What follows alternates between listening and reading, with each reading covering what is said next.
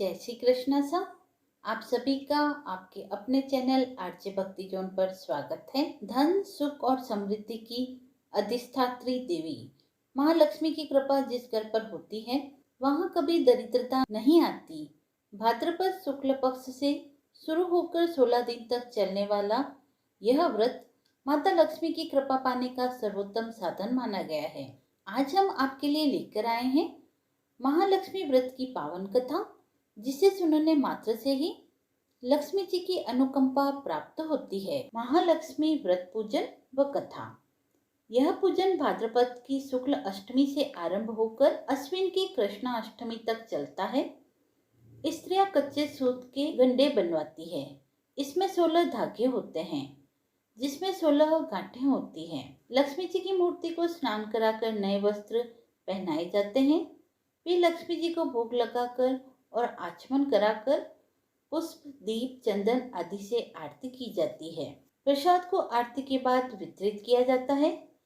रात्रि को चंद्रमा निकलने पर उसे अर्घ देकर भोजन किया जाता है। इस व्रत को करने से धन धान्य की वृद्धि होती है और सुख संपत्ति आती है। एक समय महर्षि श्री व्यास जी हस्तिनापुर पधारे तो महाराज धृतराष्ट्र उनका आदर सत्कार कर राजमहल में ले आए।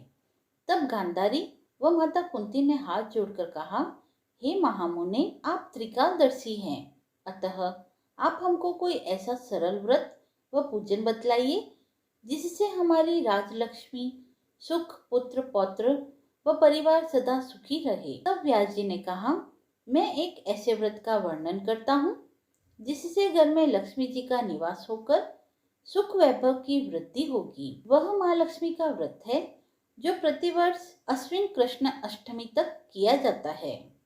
हे महामुनि, इस व्रत की विधि हमें सविस्तार बताने की कृपा करें। तब व्यास जी बोले, हे देवी, यह व्रत भाद्रपद शुक्ल अष्टमी से आरंभ करें। इस दिन सुबह मन में व्रत का संकल्प कर किसी पवित्र जलाशय, नदी, तालाब, कूप जल से स्नान कर स्वच्छ वस्त्र धारण करें। फिर ताजा धूप से माँ लक्ष्मी को जल छिड़क कर स्नान कराएं। फिर 16 धागों का गंडा बनाकर प्रतिदिन एक एक गांठ लगाएं। इसी प्रकार 16 दिन तक 16 गांठ का गंडा तैयार कर अश्विन कृष्णाष्टमी को व्रत करें। मंडप बनाएं, उसके नीचे मिट्टी के हाथी पर श्री महालक्ष्मी की प्रतिमा स्थापित करें। पुष्पमालाओं से लक्ष्मी जी व हाथी का पूजन करें व अनेक प्रकार के पकवान व नैवेद्य समर्पित करें। इस प्रकार श्रद्धा भक्ति सहित माँ लक्ष्मी जी का व्रत एवं पूजन करने से आप लोगों की राज्य लक्ष्मी सदा स्थिर बनी रहेगी। इस प्रकार व्रत का विधान बताकर व्यास जी अपने आश्रम में आ गए।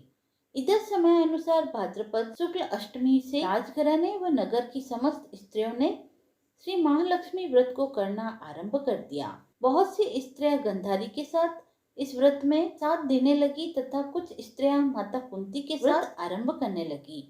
इस तरह गांधारी और कुंती में कुछ द्वेष चलने लगा।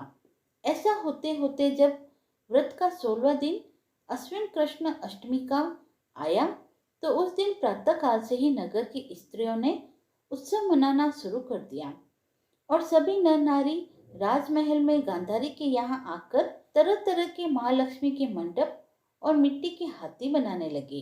गांधारी ने नगर की सभी प्रतिष्ठित स्त्रियों को बुलाने के लिए सेवक को भेजा, परंतु माता कुंती को नहीं बुलाया गया।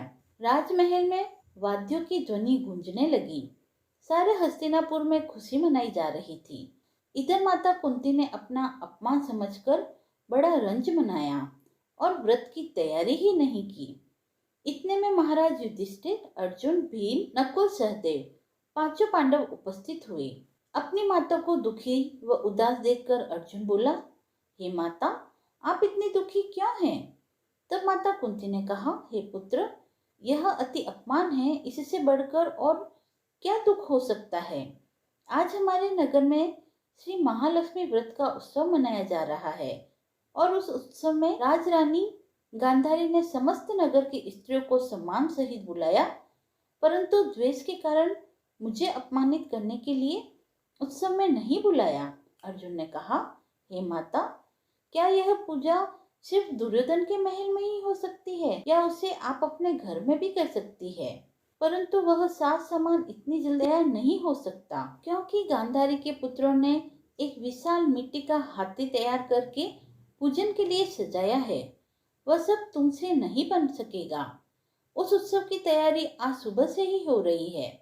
अर्जुन बोले, हे माता, आप पूजन की तैयारी कर सारे नगर को बुलावा लगवाइए। मैं आपको पूजन के लिए इंद्रलोक से इंद्र के ऐरावत हाथी को बुलाकर आपके पूजन के लिए उपस्थित किए देता हूँ। आप अपनी तैयारी प्रारंभ करें। इधर माता कुंती ने भी सारे नगर में पूजा का ढिंढोरा पिटवा दिया और पूजा की विशाल तैयारी होने लगी। तब अर्जुन ने इंद्रदेव को ऐरावत भेजने के लिए पत्र लिखा और एक दिव्य बाण से बांधकर उसे धनुष पर रखकर देवलोक की सभा में भेज दिया। इंद्रदेव ने बाण से पत्र खोलकर पढ़ा तो सारथी को तुरंत आज्ञा दी कि ऐरावत को पूर्ण रूप से सजाकर तुरंत बाण के साथ हस्तिनापुर में उतार दो।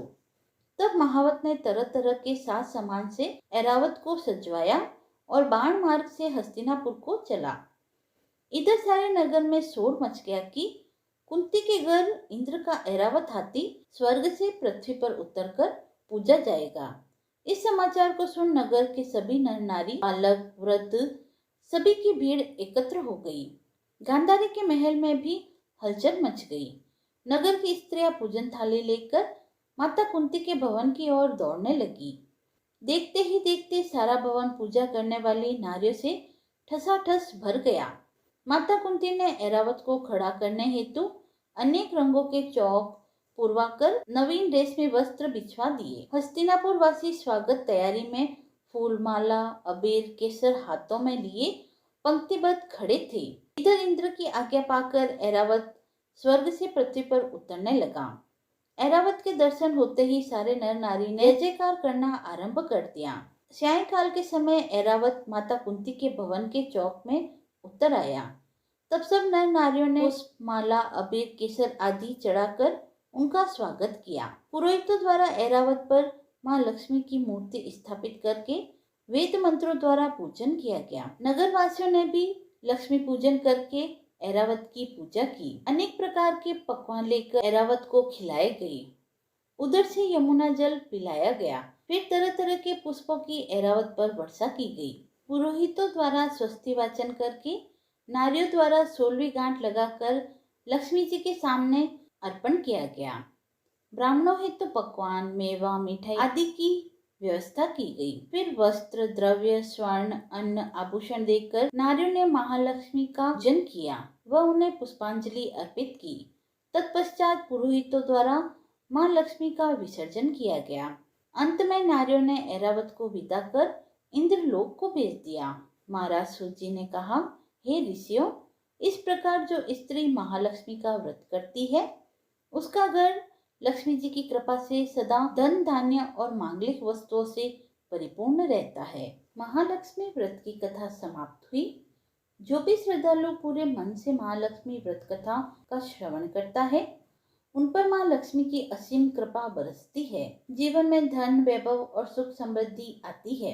यदि यह कथा आपको अच्छी लगी हो तो आप वीडियो को लाइक करें, चैनल को सब्सक्राइब करें, अपने मित्रों व परिवारजनों के साथ इसे शेयर करें व कमेंट बॉक्स में जय मां लक्ष्मी लिखकर अपनी भक्ति को प्रकट करें। और ऐसी ही धार्मिक कथाओं व व्रत महात्म्य को सुनने के लिए बने रहिए आरजे भक्ति जोन के साथ। धन्यवाद।